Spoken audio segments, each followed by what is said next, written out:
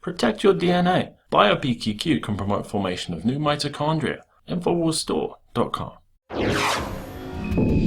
We begin this evening with a bombshell WikiLeaks release that links the government of Saudi Arabia with logistic and financial support to ISIS. And get this, the newly disclosed information did not come from a whistleblower or an arms dealer. No, this time it came from a leaked email from Hillary Clinton.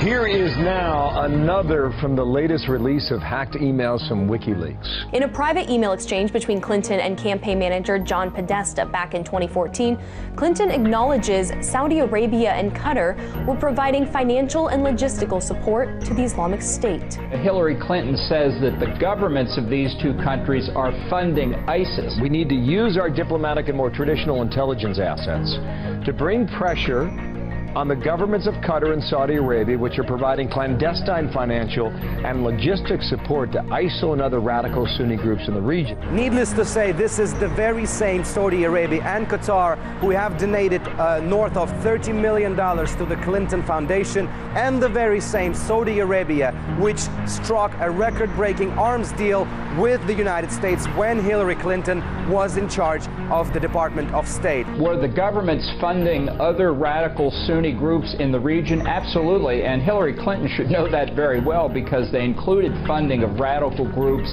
in Libya before and after the overthrow of Gaddafi that contributed to the destabilization there, ultimately leading to the tragedy in Benghazi on September the 11th, 2012. We came, we saw, he died. The Hillary Clinton documents released today by WikiLeaks make more clear than ever just how much is at stake in this election. So much corruption. This is amazing. Check it out. Here are some of the details. The WikiLeaks documents include an email from Hillary Clinton, who was Secretary of State at the time, to Jon Podesta, who is now her campaign chairman. And Hillary says in the email exchange that the governments of Qatar and Saudi Arabia are providing financial and logistic support to ISIL terrorists and other radical Sunni groups in the region. Wow. But wait a minute. If these governments are supporting terrorism, why the hell would Hillary Clinton accept money from them? Well, they don't call her Crooked Hillary for nothing. And it's no secret that the government of Saudi Arabia is also bankrolling Hillary's presidential campaign. Yes, I know it's illegal. Foreign countries are not allowed to influence the outcome of U.S. elections.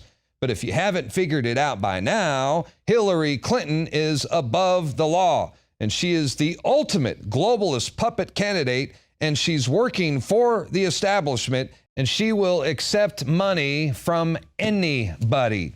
And not only are the Saudis supporting ISIS, they also funded and trained the 9/11 hijackers. I bet you didn't hear that on CNN, did you? Google search the 28 pages. It finally proves, without a doubt, that the 9/11 conspiracy theorists were right all along. And the redacted 28 pages from the 9/11 report are now declassified. Well, most of it anyway. 15 of the 19 hijackers were indeed from Saudi Arabia, and they were in contact with members of the Saudi government, including the Saudi royal family, who assisted the 9/11 hijackers. This is an act of war. FBI sources confirm in the 28 pages that the government of Saudi Arabia had connections to al-Qaeda. In fact, we now know that Prince Bandar, the Saudi ambassador to the U.S., well, his name came up multiple times in the 28 pages, including a money transfer of $130,000 from Prince Bandar's family checking account directly to one of the hijackers' Saudi handlers in San Diego. So there you go. We have a direct link from Prince Bandar to the 9/11 hijackers. I think that might be newsworthy, don't you? And don't forget, it was George W. Bush who wanted the 28 pages kept secret. Let us never tolerate outrageous conspiracy theories concerning the attacks of September the 11th, malicious lies that attempt to shift the blame away from the terrorists themselves, away from the guilty. Every nation in every region now has a decision to make. Either you are with us or you are with the terrorists. You know, it was shortly after the attacks on September 11th that the U.S. government grounded all flights coming in and out of the continental United States. Nobody was allowed to fly, unless, of course, you happen to be a member of the Saudi royal family or the bin Laden family, because they were evacuated immediately and allowed to escape before they could be questioned by authorities. And during that same time, President George W. Bush and Prince Bandar, well, they were hanging out together on the White House balcony smoking cigars. I tell you what, I would have loved to have been a fly on the wall during that moment in history. You know, they used to call Prince Bandar Bandar Bush because of his close relationship to the Bush family. I mean, they used to vacation together. And the Bush White House, they didn't want anybody to find out that their buddies in Saudi Arabia helped carry out 9/11.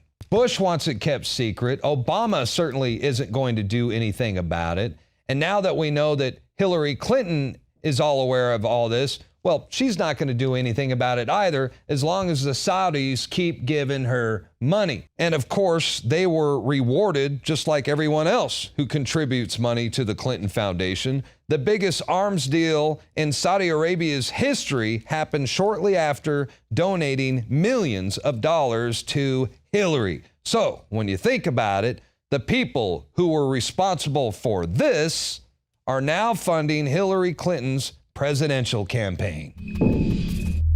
It's a bold statement, but Hillary and Obama created and manage ISIS, and they will do anything to distract the public's awareness of this undeniable fact. A fact born of the globalists' insatiable need to create an enemy and control both sides of endless wars and social engineering that add to the New World Order's trillion-dollar treasure chest. But times are changing, and the true enemy of humanity has been exposed. WikiLeaks have been dropping the cannon fodder for the past few days, and among the insults of religious leaders and minorities and communications that could harm national security, and a revelation that Bill Clinton was given $1 million birthday check from Qatar for pay-to-play access in Haiti. At the top of that heap, damning evidence that Hillary Clinton and Barack Obama, with the aid of Saudi Arabia and Qatar, gave financial and logistical support to the Islamic State and other extremist Sunni groups. The Daily Caller reported Clinton sent the email on August 17, 2014 to Podesta.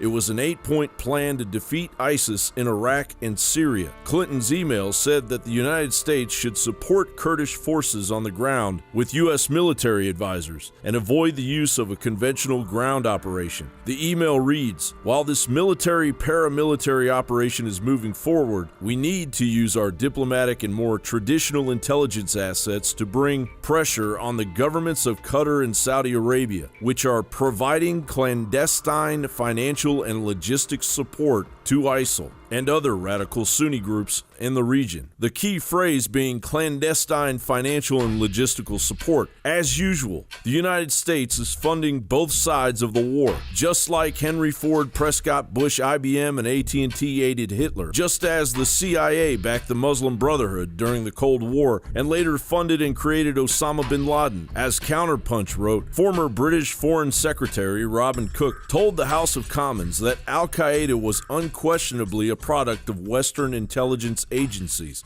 Mr. Cook explained that Al-Qaeda, which literally means an abbreviation of the database in Arabic, was originally the computer database of the thousands of Islamic extremists who were trained by the CIA and funded by the Saudis in order to defeat the Russians in Afghanistan. Adding more fuel to the Clinton campaign funeral pyre, Mark Turry, an American arms dealer accused by the DOJ of violating the Arms Export Control Act and and lying to the State Department on official applications, claimed high-level contacts inside and outside the U.S. government requested he explore options to arm opposition fighters as they tried to overthrow Libyan President Muammar Gaddafi. Among the documents and emails he claimed to possess are exchanges with members of Congress, as well as with high-ranking members of the military and State Department employees. Meanwhile, as our criminal government continues to side with the powers that fuel ISIS, a broken ceasefire in Syria creates a growing divide that Secretary of State John Kerry and Russian Foreign Minister Sergei Lavrov will attempt to mend on Saturday in Switzerland.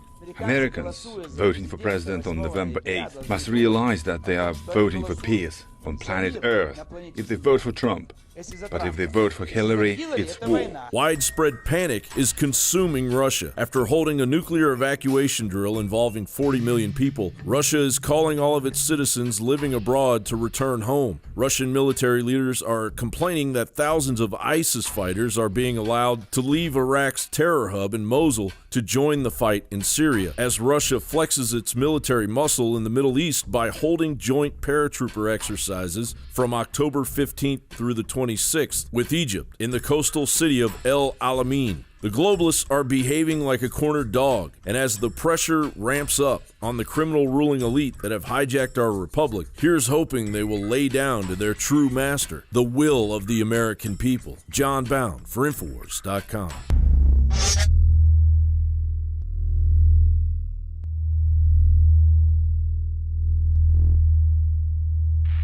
Brain force is here. Ladies and gentlemen, I've been on this the last few months. You probably noticed I've been more crazed, more focused, less brain fog, more energy, more special reports, and it's because of brain force. One of the worst things with most energy products is it's not sustainable, right? You're gonna crash, you're gonna feel really bad afterwards. This has a bunch of different antioxidants and compounds and polyphenols. Everybody's on these drugs to knock their brain out because the brain's so fried. We kept changing this formula over and over and over again until it became sort of a grand puzzle. For example, the L-theanine inside of it, that is activated by the different compounds in the yerba mate that we put inside of it as well. This just increases the compounds you already have. This is what you're actually designed to run on. Exactly. It's kind of like a car will run on one form of junkie gas, but it runs really good on what it's designed for. You will find Brain Force, Survival Shield X2, and other game-changing products at InfoWarsLife.com or call 888-253-3139.